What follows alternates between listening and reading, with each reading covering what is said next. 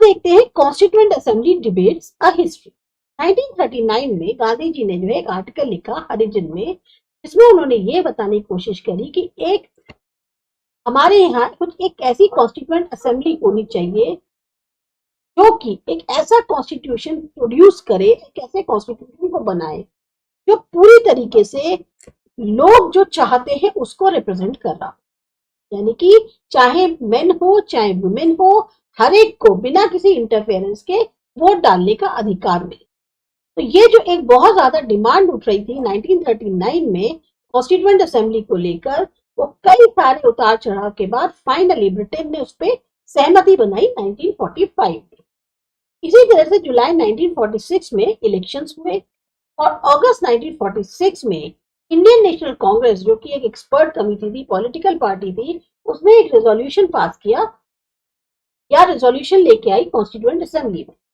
इसमें mainly declaration दिया गया था, स्टेट क्या किया गया था कि इंडिया जो है वो एक रिपब्लिक होना चाहिए जहां पर सोशल, इकोनॉमिक और पॉलिटिकल जस्टिस जो है हर एक नागरिक जो हमारी कंट्री का है उसको गारंटी होनी चाहिए। इसी तरीके से सोशल जस्टिस के मैटर को लेकर बहुत ज्यादा बहस हुई कि गवर्नमेंट के जो फंक्शंस हैं उनको प्रिस्क्राइब करना चाहिए और स्टेट जो है वो बाध्य होना चाहिए उस चीज को फॉलो करने के। इश्यूज जो हैं वो डिबेट के अंदर कई सारे उठे, राइट टू एम्प्लॉयमेंट से लेके सोशल सिक्योरिटी तक, लैंड रिफॉर्म से लेके प्रॉपर्टी राइट्स तक, ऑर्गेनाइजेशन जो पंचायत की हैं उनको लेकर। तो यहाँ पर आपको कुछ स्निपेट्स दिए गए हैं डिबेट से। स्निपेट्स का मतलब होता है जो छोटे छोटे पार्ट्स हैं में जो भी बहस हुई उसको लेकर आपको यहाँ पर उनकी डिबेट्स के कुछ एक्सट्रैक्ट दिए हुए हैं। ये आपका बॉक्स 3.5 है। तो इसमें अलग अलग जो लोग थे उन्होंने क्या कहा उसके बारे में बताया गया है। सबसे पहले बात करते हैं केटी शाह की। केटी शाह जो थे इनका क्या मानना था, हम आपको एक्सप्लेन कर दे रहे हैं बेसिकली उसमें क्या बताया उन्होंने। केटी शाह का ये मानना था कि हर नागरिक जो कि केपेबल है, क्वालिफाइड है, उसके पास एक मीनिंगफुल एम्प्लॉयमेंट होना चाहिए। उन्होंने ये तर्क दिया कि गवर्नमेंट जो है उसके पास एक क्लियर और डेफिनेट रिस्पॉन्सिबिलिटी बनती है या गवर्नमेंट की बनती है कि वो जो है ऐसी एम्प्लॉयमेंट अपॉर्चुनिटीज अपने लोगों को प्रोवाइड करे। दूसरे शब्दों में कहा जाए तो उनका ये सोचना था कि गवर्नमेंट की ड्यूटी है कि वो इंश्योर करे कि जो भी कोई इंसान काम कर सकता है उसके पास जॉब हो जो उसके लिए उपयोगी हो और साथ ही साथ उसकी स्किल और एबिलिटीज के अनुरूप हो। तो ये जो आइडिया है ये सजेस्ट करता है कि जो एक रोल है स्टेट का वो है कि वो इंश्योर करे एम्प्लॉयमेंट और इकोनॉमिक वेलबींग अपने नागरिकों के लिए। फिर दूसरे आते हैं वी दास।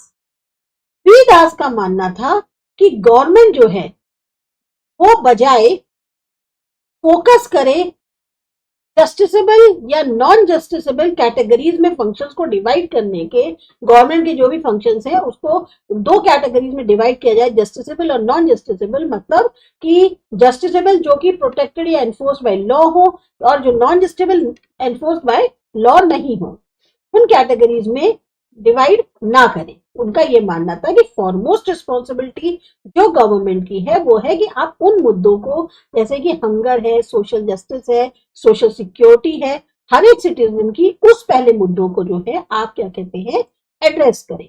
उन्होंने ये जोर दिया कि गवर्नमेंट जो है पहले उन स्टेप्स को प्रायोरिटाइज करे या उन स्टेप्स को मेनली उठाए जिससे आप हंगर को जो है उससे लोगों को मुक्ति दिला सकें, इंश्योर करें कि फेयरनेस और इक्वालिटी हो सोसाइटी के अंदर, और एक मिनिमम स्टैंडर्ड ऑफ लिविंग या पब्लिक हेल्थ जो है हर एक लोगों को मिल पाए।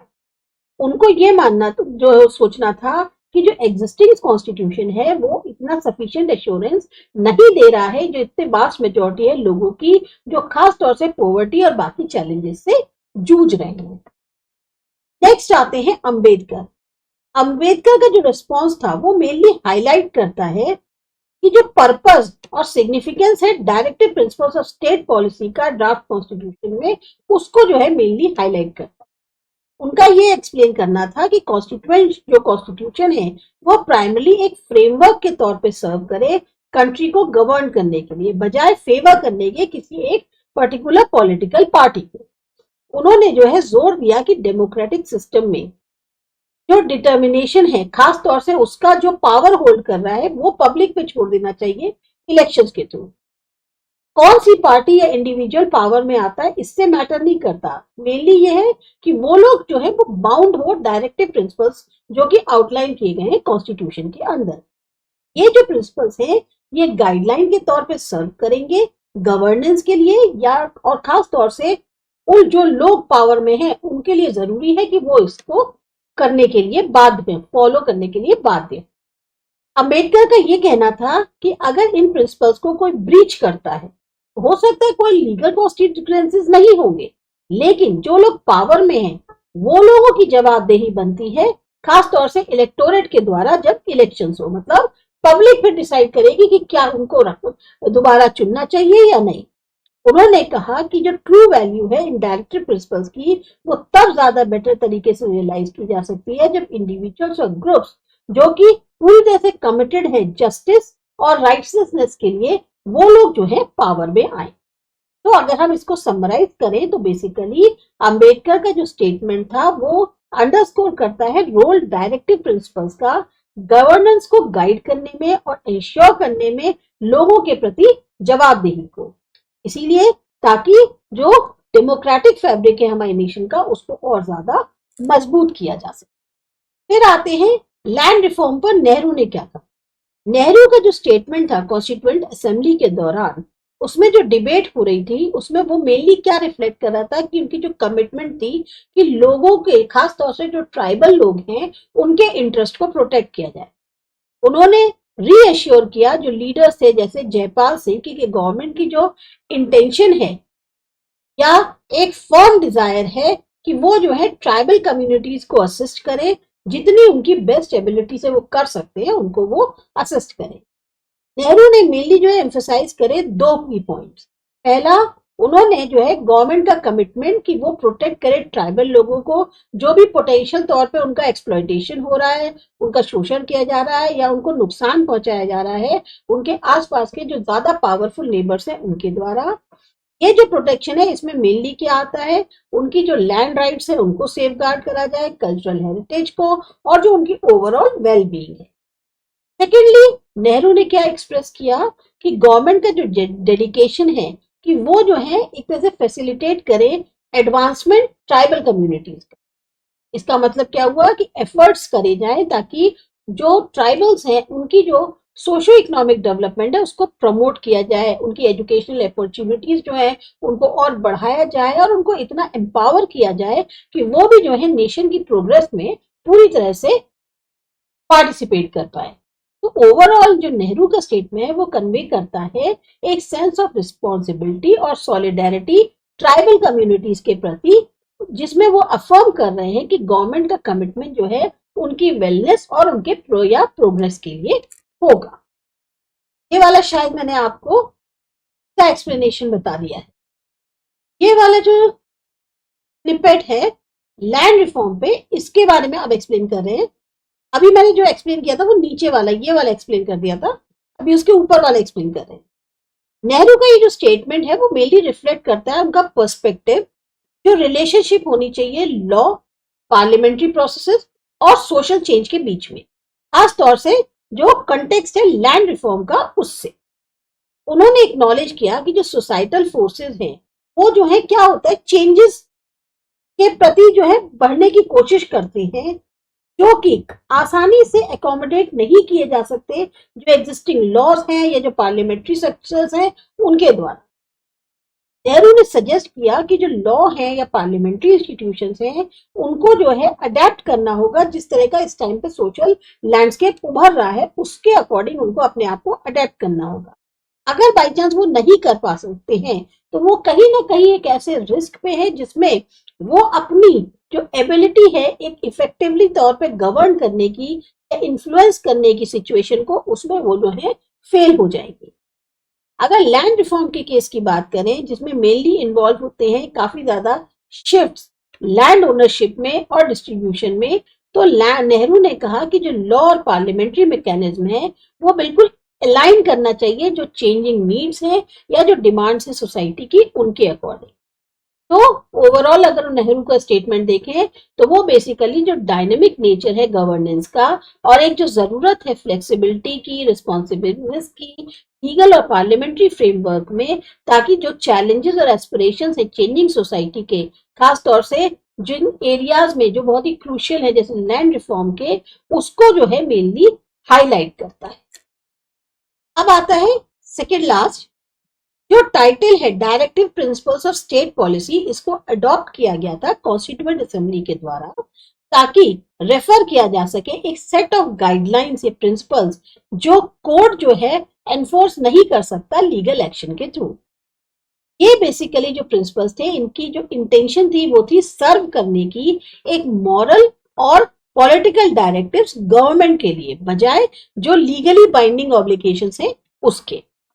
क्योंकि ये लीगली तौर पे एनफोर्सेबल नहीं था तो कॉन्स्टिट्यूएंट असेंबली ने जो है मेनली इसको जो है एक इम्पोर्टेंस इसकी पहचानी कि इनको एडिशनल प्रिंसिपल्स के तौर पे इंक्लूड किया जाए ताकि जो फाउंडेशन है गवर्नेंस की इंडिया के अंदर उसको मजबूत किया जा सके। ऐसा ही एक प्रिंसिपल प्रपोज किया था के संथानम ने और उसको यूनानिमसली एक्सेप्ट किया गया, जिसमें जोर दिया गया था कि जो ऑर्गेनाइजेशन है विलेज पंचायत की उनको जो है एम्पावर किया जाए नेसेसरी पावर्स के साथ और अथॉरिटी दी जाए कि वो इफेक्टिवली फंक्शन कर सके एक यूनिट के तौर पर लोकल सेल्फ गवर्नमेंट के।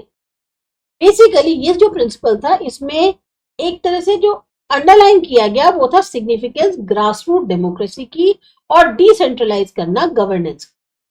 अगर आप विलेज पंचायत पे ट्रस्ट करेंगे, उनको एडिकेट पावर्स देंगे, अथॉरिटी देंगे, तो ऑब्जेक्टिव क्या है कि आप जो है लीगल या लोकल पार्टिसिपेशन को प्रमोट करेंगे डिसीजन मेकिंग के लिए भी और अकाउंटेबिलिटी के लिए।